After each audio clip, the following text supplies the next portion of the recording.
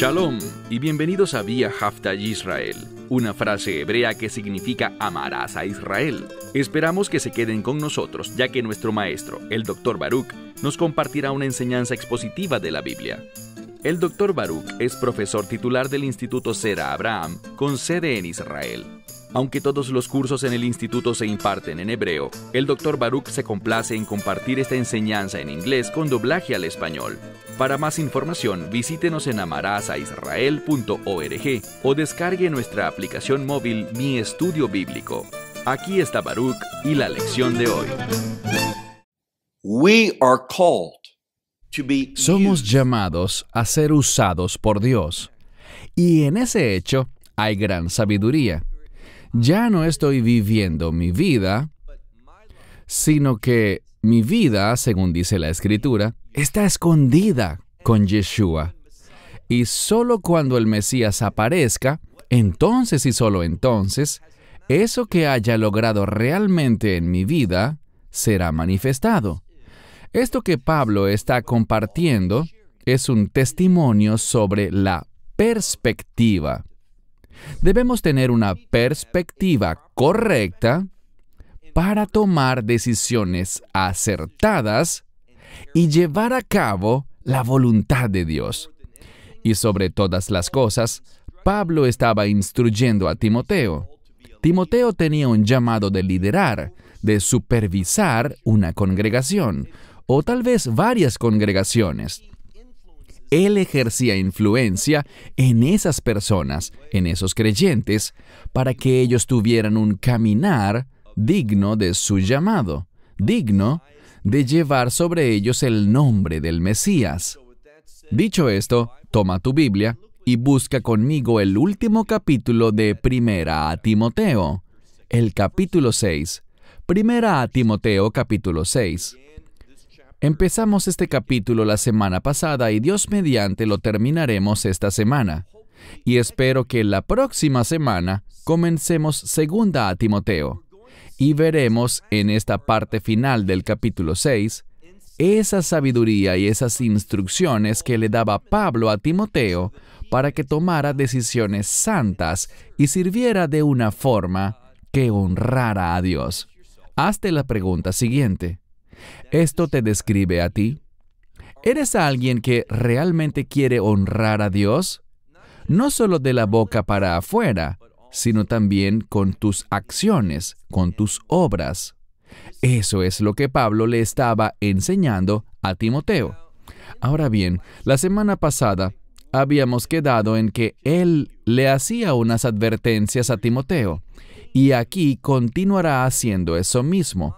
Hay un gran peligro en este mundo, y si no tenemos el cuidado de observar las instrucciones de Dios, muchas veces caeremos presa de las trampas del enemigo. Como recordarán, en el estudio de la semana pasada, Pablo habló de dos cosas principales. La primera era que el amor al dinero, no el dinero en sí, sino el amor al dinero, es la raíz de todos los males. Esa es una declaración muy contundente. Y también advirtió a Timoteo sobre otros deseos o ansias que son contrarios a nuestra fe. Así que no amen al dinero y no codicien las cosas relacionadas con este mundo. Hemos sido llamados a ser diferentes. Hemos sido llamados a ser gente muy particular, apartados por la voluntad de Dios. Bien, comencemos. Busca primera a Timoteo capítulo 6, empezando por el verso 11. Dice, «Mas tú, oh hombre de Dios». Él estaba hablándole a Timoteo, por eso dice, «oh hombre de Dios». Pero lo que estamos estudiando es de gran relevancia para todos los creyentes, hombres y mujeres por igual. Sigamos. «Mas tú, oh hombre de Dios, estas cosas», ¿qué cosas? Lo que les mencioné, estas cosas relacionadas con deseos que pertenecen al mundo y no al reino de Dios. Él dijo aquí, estas cosas, estos deseos impíos, esa perspectiva incorrecta, dijo él, estas cosas, y le da una orden, huye, es decir, huye de todo eso. La implicación práctica es esta. Tenemos que caminar con discernimiento, viendo esas cosas que se nos presentan, esas cosas que están ante nosotros, y tenemos que tomar decisiones. ¿Estas cosas pertenecen al reino? ¿Se supone que las busquemos? ¿O son de estas cosas de las cuales debemos huir? El enemigo tiene control sobre nosotros cuando no huimos de esas cosas. Así que él dijo, huye de esas cosas. Y luego viene una conjunción para hacer un contraste. Él dijo, pero en contraste con esas cosas, sigue la justicia, la piedad, la fe, el amor, y nos llama a tener aguante, perseverancia y mansedumbre. Quiero destacar de esta lista la primera y la última cosa. Primero, él nombró la justicia. Sigue la justicia. Y la única manera en que podemos entender lo que es justo es con el uso de los mandamientos de Dios. He dicho esto muchas veces. Los mandamientos de Dios no son instrumentos de salvación. No son una herramienta para hacernos justos, pero ellos definen, incluso en la actualidad, ellos siguen definiendo lo que es justo y por tanto lo que es injusto. Así que la Torá es una herramienta invaluable para nosotros. Es valiosísima, tiene gran importancia, pues nos enseña lo que es la justicia. Así que él dijo, sigue la justicia, la piedad, la fe, el amor, persevera, aguanta, es decir, vence las cosas de este mundo. No te dejes vencer por esas cosas que son impías. Y finalmente dijo una palabra que significa mansedumbre. En algunas Biblias lo traducen como humildad. Le diré algo interesante. Recuerdo que en el seminario escuché un mensaje acerca de esta palabra. La persona que lo impartía era un profesor, y él hablaba de que la razón por la que estaba de última en este pasaje es para darle énfasis. Esta mansedumbre, esta docilidad, es destacada como algo apropiado para el pueblo de Dios. Cuando él enseñaba, él lo veía como algo opuesto a la belicosidad. Este maestro era algo muy cercano, no del todo, pero estaba muy cercano de ser un pacifista. Nunca veía el conflicto como algo apropiado para un creyente. Él decía, es mejor evitar el conflicto que tener la razón. Pero este es el problema.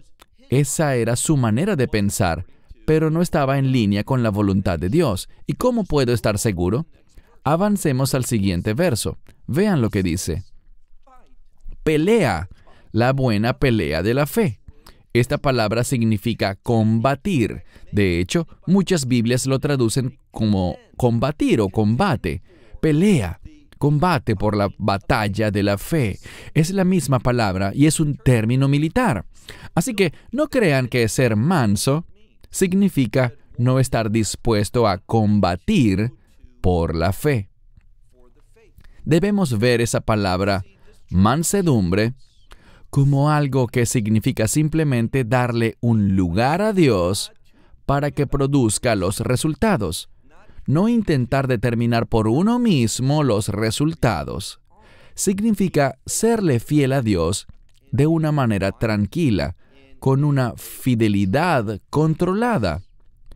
Y la palabra mansedumbre significa evitar llamar la atención hacia sí mismo, no ponerse uno mismo al frente. Es un término de sumisión. Pero de nuevo, no hay conflicto, no hay un enfrentamiento entre estas dos cosas de una manera adversa. Podemos ser mansos, pero al mismo tiempo somos llamados a pelear la buena pelea de la fe. Por cierto, Esa palabra para pelear, primeramente es un verbo, y cuando dice la buena pelea, es un sustantivo, pero se usó la misma palabra 2 veces en este pasaje. Así que combate, pelea, la buena pelea de nuestra fe, haciendo ¿qué? Echando mano de la vida eterna. Debemos ver la vida eterna de 2 maneras. En primer lugar, está la expresión plena de la vida eterna, la cual es una expresión de reino. Pero también hay un anticipo de eso ahora, y es a esto que se está refiriendo, que nosotros vivimos a la luz de la verdad del reino. Echamos mano de una perspectiva de la vida eterna ahora en este mundo, sabiendo que tenemos la eternidad, que tenemos las bendiciones y promesas de Dios, hacia allá nos dirigimos. Y a la luz de eso, estaremos empoderados. Eso nos dará iluminación y sabiduría para tomar decisiones en este mundo. Sigamos leyendo. Echa mano, este es un mandamiento, echa mano de la vida eterna, a la cual también has sido llamado. Este es nuestro llamado, demostrar la verdad del reino. Así que cuando habla de combatir o pelear la buena pelea de nuestra fe, eso implica demostrar esas cosas, esas leyes, esos principios del reino, ahora, en este mundo. De eso se trata la pelea, a la cual también has sido llamado y has confesado la buena confesión delante de muchos testigos. Esta palabra para testigos también puede ser mártires, esos que han ido antes de ti y han sido ejecutados delante de otros por su compromiso con Dios. Pelear la buena batalla, estar dispuesto a ofrecer la vida por las cosas relacionadas con la verdad del reino. Ahora pasemos al verso 13. Aquí está el mandamiento. En muchas Biblias dice, te encargo, pero es un término de mandato o de demanda. Dice, te mando, te ordeno delante de Dios. ¿Y qué hace Dios? Está en presente. Es un participio, así que vemos lo que Dios está haciendo en el momento presente. ¿Y qué está haciendo? Él está haciendo vida. ¿Por qué se define a Dios de esta forma en esta frase? Como alguien que está haciendo vida. La respuesta es muy sencilla. Es porque cuando echamos mano de la verdad del reino, cuando la demostramos en nuestra vida, Dios responde haciendo vida, es decir, haciendo que nuestras vidas sean lo que han sido llamadas a ser, dirigiéndonos y dándonos sabiduría, ayudándonos a tomar decisiones. Es decir, cuando Él hace vida, nos da discernimiento. Así que todo esto está haciendo Dios. Sigamos leyendo el verso 13. Te mando o te ordeno delante de Dios, quien está haciendo vida, o podríamos decir, está dando vida. Esa sería la implicación a todas las cosas. Dios es el creador, es quien da vida. Vemos que Él hizo eso en la creación, en este mundo, este universo donde vivimos, y también puede hacerlo en el reino que vendrá, la era que se cierne en el horizonte. Dice, también el Mesías Yeshua. ¿Y qué hizo Él? Bien, el que testificó ante Poncio Pilato un buen testimonio. Aquí donde dice ante Poncio Pilato vemos algo. Vemos que el Mesías no entró en pánico, no suplicó por su vida física, porque Él sabía que la vida del reino es mucho más grandiosa. El Mesías nunca se doblegó ante Poncio Pilato. Él habló de un modo en el que Poncio Pilato no pudo entenderlo. ¿Por qué? Porque no estaba comprometido con la verdad, sino con todas las cosas de este mundo. Y este es el principio. Cuando estoy comprometido con las cosas de este mundo, eso hace que la verdad del reino se distorsione y se me haga difusa. No puedo percibirla. Del mismo modo, cuando estás comprometido con la verdad del reino, con las cosas del reino, eso va a darte claridad sobre lo que está pasando en este mundo. Y por eso, los creyentes que están comprometidos con el reino verán cosas muy similares. Ellos tendrán esa misma guía, esa misma iluminación del Espíritu Santo. Luego dice en el verso 14, que guardes o guarda el mandamiento sin ninguna mancha, ningún tipo de imperfección. Y la siguiente palabra es sin reproche. Es decir, que vivamos de tal manera que nos sujetemos a ese mandamiento. ¿A cuál? A ser conforme al carácter del reino. Sabemos que el reino es un reino de justicia. Él dice, busquen primero el reino y su justicia. La justicia es expresada ¿por qué cosa? Ya se los he mencionado, por la Torá. Miremos de nuevo. Dice, guarda el mandamiento. Él estaba hablando del mandamiento de ser encargado con propósitos del reino, con el carácter del reino. Leamos todo el verso 14. Guarda el mandamiento sin mancha y de manera irreprochable hasta la aparición de nuestro Señor, el Mesías Yeshua. ¿Por qué Él incluyó este concepto de la aparición o manifestación del Mesías? Y por supuesto, para los creyentes, estamos hablando de la esperanza bendita, cuando el Mesías nos reúna y nos lleve de este mundo antes de que su ira sea derramada. Porque hasta el momento del rapto, nosotros somos llamados a ser sirvientes.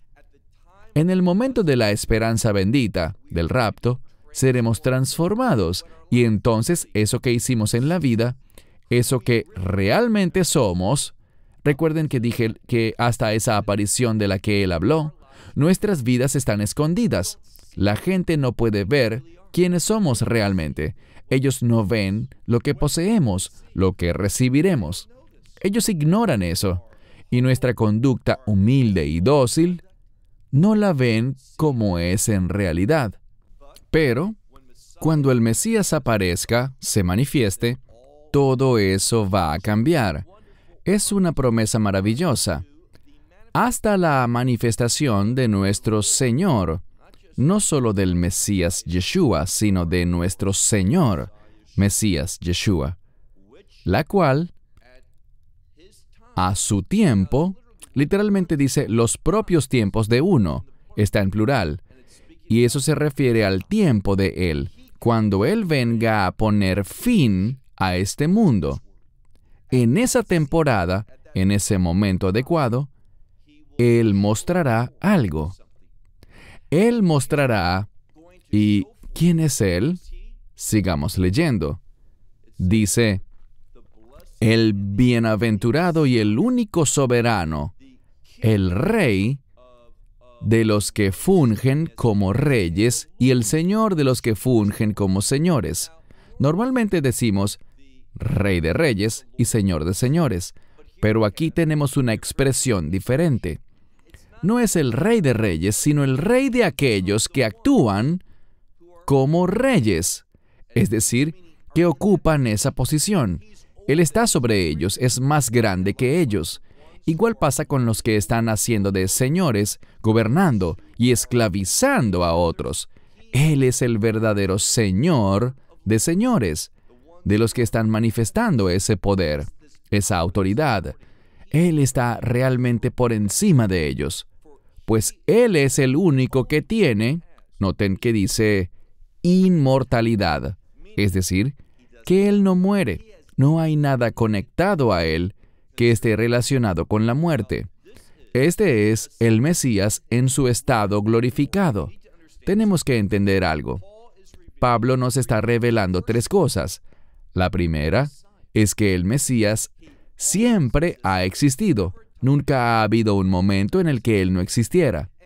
Y vemos que su condición de ser Dios no fue algo a lo que Él se aferrara, aunque Él la tenía. Pero Él se humilló y se hizo hombre.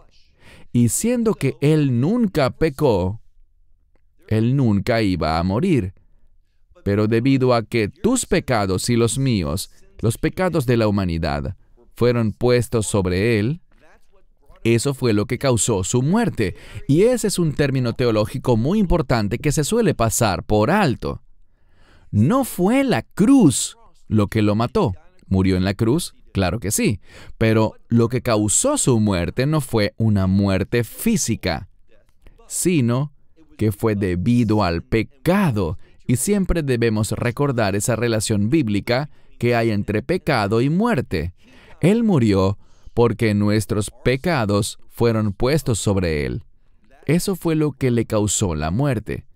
Leemos aquí que Él está en esa condición ahora.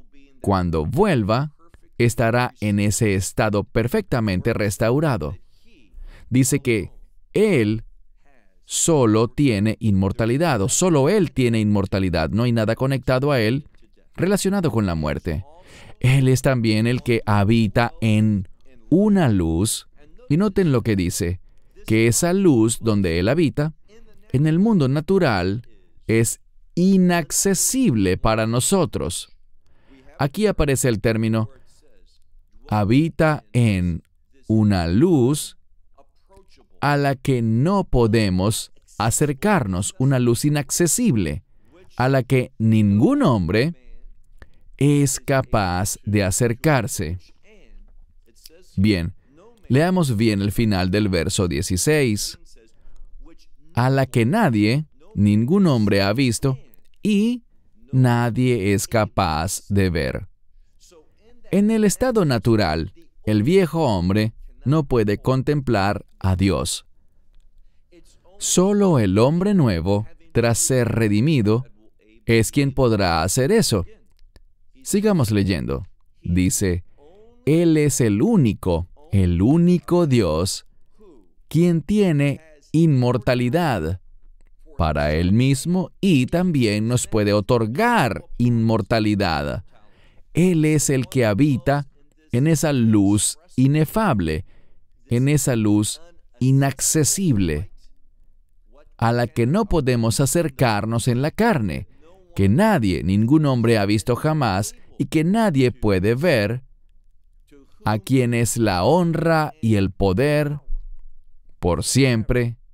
Amén. Tuvimos un llamado para adorar, pero quiero compartir con ustedes que estuve debatiendo y orando respecto a esta última frase del verso 16, que dice, a Él es la honra y el poder por siempre. Amén. Una gran afirmación que nos prepara para adorarlo. Verso 17.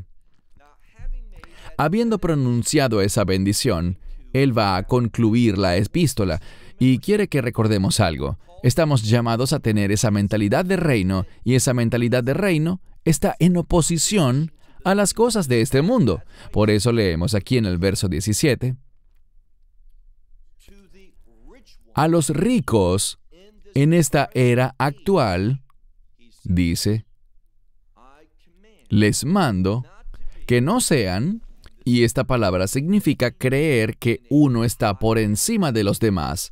Es un modismo que significa ser soberbio o arrogante. Él dice, los que son ricos en este mundo actual, es decir, que eso pasará. Podrá ser así ahora, pero no será eterno. A los que son ricos en este mundo, Él dijo, les encargo, les mando, que no sean arrogantes, ni que pongan la esperanza en ese patrimonio, en esas riquezas, por así decirlo. ¿Por qué? Dice aquí, esas cosas son inciertas. Este patrimonio, esas posesiones, no tienen certeza alguna, no tienen nada que sea duradero. nada que permanezca.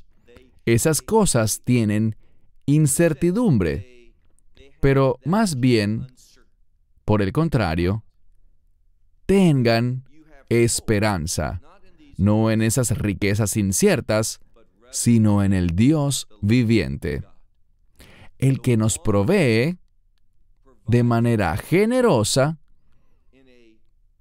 todas las cosas para nuestro disfrute. Quiero hacer una breve pausa porque las palabras que tenemos aquí en el idioma original son muy significativas. Él habló aquí acerca de Dios. Fíjense bien, dice, se supone que tengan esperanza en Dios, no en riquezas inciertas, sino en el Dios viviente que nos provee de manera generosa. Es la misma palabra para decir rico o adinerado, de manera abundante. Dice, todas las cosas, ¿para qué? Para nuestro disfrute. Dios provee. A Él le gusta que la gente esté llena de gozo. Dios es un Dios de bendición y Él da de manera abundante. Y en vista de eso, ¿qué estamos llamados a hacer? Ese otorgamiento que Él nos da, esas cosas que Él nos da para nuestro disfrute, deben llevarnos, veamos el verso 18, a hacer buenas obras. Estas son dos palabras en realidad. El mandamiento, de manera verbal, significa ejecutar eso que es bueno, producir buenas cosas, para que seamos ricos en buenas obras. Y no solo para ser ricos en buenas obras, sino que además dice, para dar en abundancia y compartir esto. Lo que Dios hace es dar para nuestro disfrute. Y lo siguiente que dice es que seas fiel y hagas buenas obras para que puedas compartir y dar en abundancia esas cosas que Él provee. ¿Por qué? Este es el principio. Si has aprendido esto, tu eternidad será muy, pero muy diferente. Y la pregunta es, ¿queremos una eternidad muy diferente? ¿Cómo puedo tener una maravillosa experiencia de reino? Aquí nos lo dice. Leamos el verso 19. Dice, habiendo atesorado para sí. Él habla de atesorar y podemos entenderlo como algo personal, para ti mismo, un buen fundamento para el futuro. El término para el futuro es realmente eso que vendrá. Y esta palabra suele usarse en el idioma griego para hablar de ese reino futuro que está por venir. ¿Y qué debemos hacer? Bueno, Él nos dice que Dios nos da muchas cosas generosamente, en abundancia, ricamente, para nuestro disfrute. Nosotros lo recibimos y expresamos nuestra gratitud por lo que Dios nos da haciendo buenas obras, siendo ricos y abundantes en buenas obras, para poder tomar esas cosas de este mundo, esas bendiciones, y darlas con generosidad a los otros, a las demás personas, que las compartamos. De manera que al hacer esto, ¿cuál será el resultado que obtendremos cuando compartimos con generosidad? Cuando tomamos las cosas de este mundo y las damos a otros, ¿cuál es el resultado? Verso 19. Atesorando para sí un buen fundamento para el futuro, a fin de recibir. Bien, aquí tenemos una diferencia. En el Textus Receptus dice simplemente, a fin de echar mano a la vida eterna. Es decir, las cosas de la vida eterna, las recompensas, las promesas, la bendición.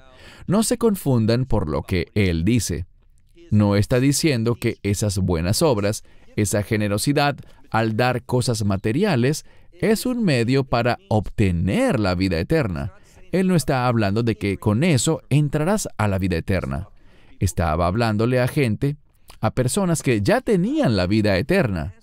Pero él se refería a un aspecto diferente y se trata de las promesas, las bendiciones. Véanlo así. Son las recompensas. La persona por fe, a través de la gracia de Dios, no por ningún tipo de obras, será un habitante, un residente del reino. Pero esto no habla de cómo será su experiencia de reino. Hace poco mencioné esto en una conferencia. Una mentalidad insensata sería pensar de esta forma: mientras que yo entre al reino de Dios y tenga vida eterna, todo lo demás no importa. Un verdadero creyente no dice eso. Un verdadero creyente quiere tener abundancia en el reino de Dios, una abundancia de recompensas por dos razones. Una de ellas es que esto se relaciona con nuestro aprecio, nuestro agradecimiento al Mesías. Esto demostrará hasta dónde llega nuestra fe en el Mesías. No querremos estar en el reino de Dios y no tener recompensas, no recibir sus promesas, sus recompensas de fidelidad. Vamos a querer eso, y de eso es de lo que está hablando aquí. Dice, atesorando para sí un buen fundamento para el futuro, a fin de echar mano de la vida eterna. En algunas Biblias dice, de hecho, si miran una traducción moderna, en vez de decir vida eterna, le quitan la palabra eterna y dice la vida que es verdadera. No es que me moleste esa interpretación, pues esa es la vida verdadera, pero literalmente dice, en los mejores manuscritos, vida eterna. Y como ya he dicho, cuando oímos el término vida eterna, lo que nos debe venir a la mente es la vida del reino. Así que, habla de eso que es verdadero, esa vida eterna, ese llamado de reino, lo que eso verdaderamente debería producir. Verso 20. Oh Timoteo, eso que te ha sido depositado, la implicación es simplemente eso que te ha sido depositado, es decir, que te ha sido proporcionado. Dice aquí, guárdalo. Este llamado, esta posesión de grandes dones, todas esas cosas que Timoteo tiene. El llamado para su vida, la provisión de Dios, la sabiduría que Pablo le impartía desde el cielo, para él en esta epístola. Dice, todas esas cosas guárdalas. Y luego dice, evita, apártate. ¿De qué? De vanas palabrerías. Y también de argumentos opuestos, que son falsos conocimientos. Ellos creen que es conocimiento, pero en realidad todo es falso.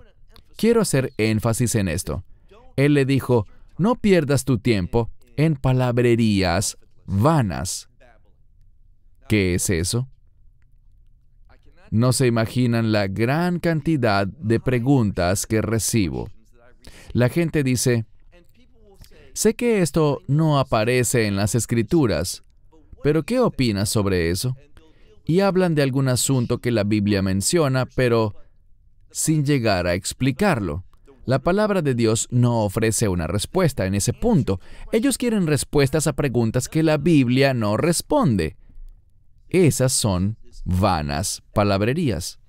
Si la Escritura no lo describe en términos claros, no necesitamos ni hablar de eso. Hace poco di un mensaje sobre los dos testigos, y todos quieren saber, ¿quiénes crees tú que son los dos testigos? ¿Se revelan sus identidades? No, pero ¿quién crees que son? Eso no importa. Si Dios no consideró adecuado decirnos quiénes eran, es porque no necesitamos saberlo. Podría tratarse de dos testigos que no conocemos, que quizá ni siquiera han nacido. No conocemos sus nombres, así que no es importante.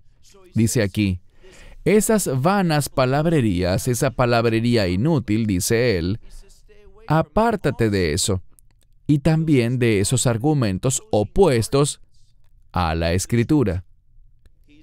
Él dice que pueden parecer muy inteligentes, pero es un falso conocimiento. Pasemos ahora al último verso, verso 21. el cual algunos están profesando, están hablando de eso, acerca de la fe. Pero acerca de la fe, el hecho de que ellos están profesando eso, nos dice que se han desviado, que se han apartado. En otras palabras, Él está diciendo a la gente, estas vanas palabrerías, este falso conocimiento, estas cosas que no se originan de las Escrituras, Él le dice a Timoteo, aléjate de eso. Pero lo que pasa es lo siguiente. Cuando estas personas hacen esas preguntas y hablan de esa manera, ellos son los que se están apartando de la fe. Así que, o estás acercándote a la vanidad, o estás acercándote a la fe. Cuando te acercas a la fe, te apartas de esas palabrerías vanas y de ese falso conocimiento. Pero cuando te apartas de la fe, estás aceptando ese discurso insensato y ese conocimiento falso. Por último dice, la gracia, es decir, la gracia de Dios, esa gracia específica. La gracia sea contigo. Y finalmente dice, amén. Esta primera epístola sienta unas bases sólidas para caminar en la fe, para ser ricos en buenas obras y tener un testimonio que sea agradable a Dios. Y esta es mi esperanza, que a través del estudio de esta primera epístola podamos crecer en fidelidad, que crezcamos de manera más abundante en buenas obras, que seamos fieles al llamado que Dios ha puesto en cada creyente, individualmente, que podamos cumplir ese llamado individual para dar gloria, honor, alabanza y gracias a nuestro Señor y Salvador, el Mesías Yeshua. Cierro con esto. Hasta la próxima semana, cuando iniciaremos 2 Timoteo capítulo 1. Hasta entonces, Shalom. Shalom. Esperamos que te hayas edificado con el mensaje de hoy y lo compartas con otros. Te invitamos a seguir nuestros estudios cada semana por este canal y por el portal de YouTube de Amarás a Israel. También puedes descargar nuestra aplicación móvil gratuita, Mi Estudio Bíblico. Finalmente, para obtener más información sobre nosotros, visita nuestra web amarasaisrael.org, donde encontrarás otras conferencias de Baruch en audio, video y texto. Hasta el próximo programa. Que el Señor te bendiga en Yeshua HaMashiach, Jesús el Mesías, mientras caminas con Él. Shalom desde Israel.